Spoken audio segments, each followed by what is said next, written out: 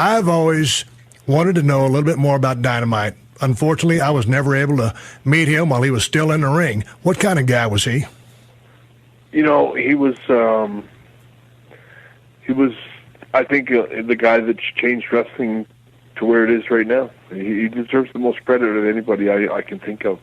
Maybe me, and maybe in some other ways I'm behind him in that. But he really changed wrestling, and he was so fast-paced, and he learned his wrestling psychology or wrestling style in England, which was rooted in actually shoot kind of wrestling, right, with a lot of silly kind of wrestling at the same time, like flips and rolls and tumbling and sort right, of funny type of wrestling that a lot of Americans laughed at wrestlers that worked like that. But there was some guys that, you know, even Fit Finlay and guys like that before that were, you know, real good wrestlers and legit wrestlers that were in the business. And so in England, you could go to one show and it'd be a lot of, you know, not very good workers, say, and you might go to another show 10 miles up the road, and it's full of like really hard workers and old shooters and guys putting on great matches. And England had its share of great workers, and Dynamite learned a lot of that. And when he came to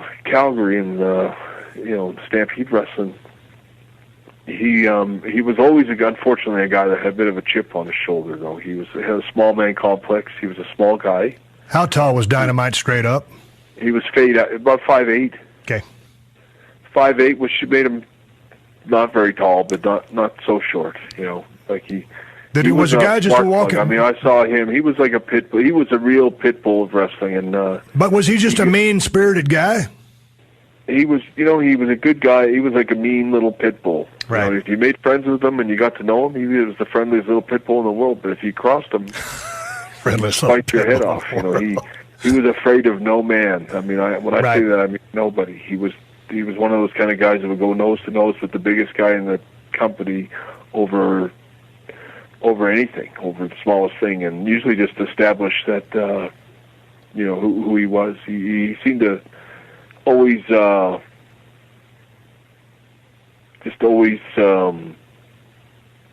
to be the toughest guy in the room, and generally was accorded that respect all the time, because he a lot of times, pretty much no matter, despite his size, he was the toughest guy in the room. He was a tough, really tough little guy. When I watched you guys in the ring from your earlier matches back in the day, you guys were just seemingly so on the same page and had such chemistry.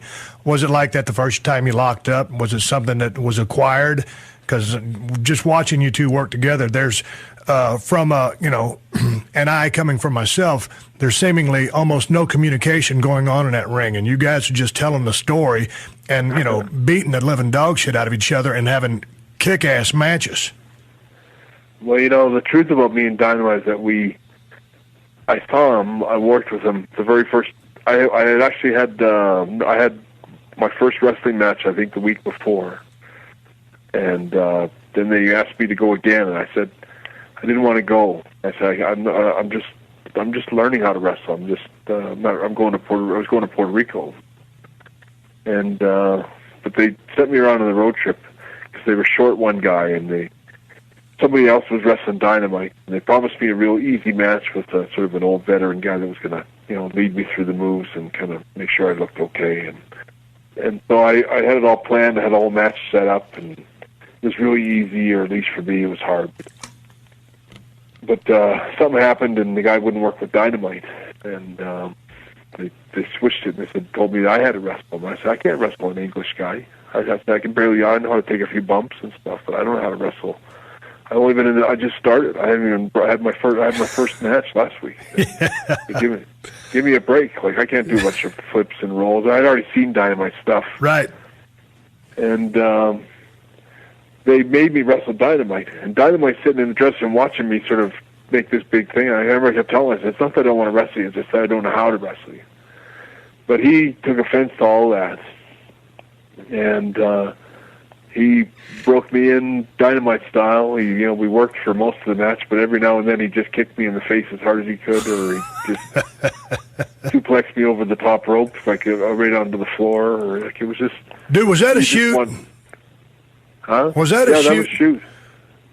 That's the really one. Hurt you. Yeah, that's on YouTube. That suplex over the top rope is one of the most brutal things I've ever seen in my life. It was phenomenal. It was spectacular. If you're on the watching end of it, if you're on the receiving end of it, not so much.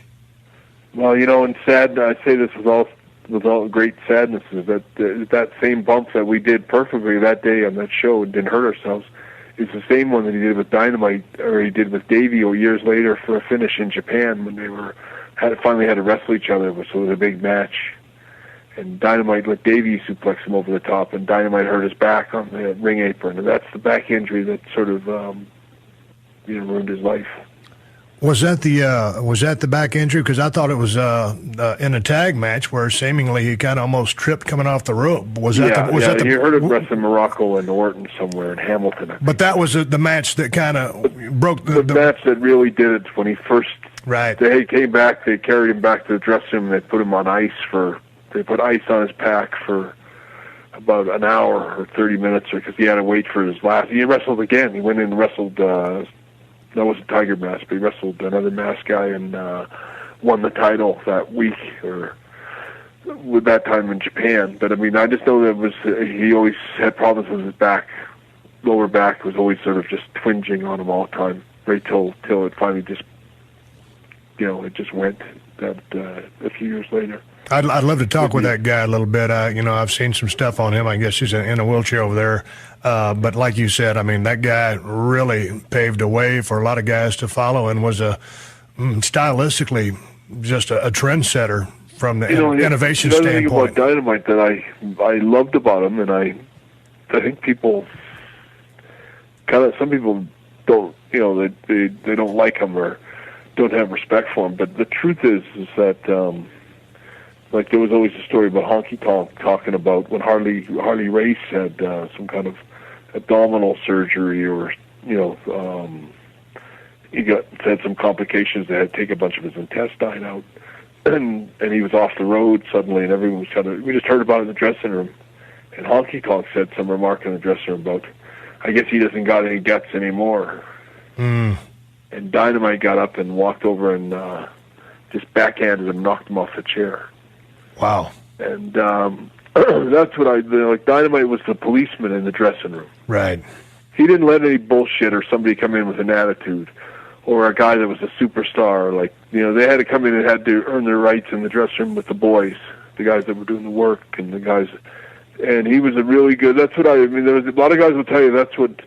He was a bit of a bully, and he was a bit of a bully. Like, I can think of other situations where it was over the line, but with Jock Rougeau, for example.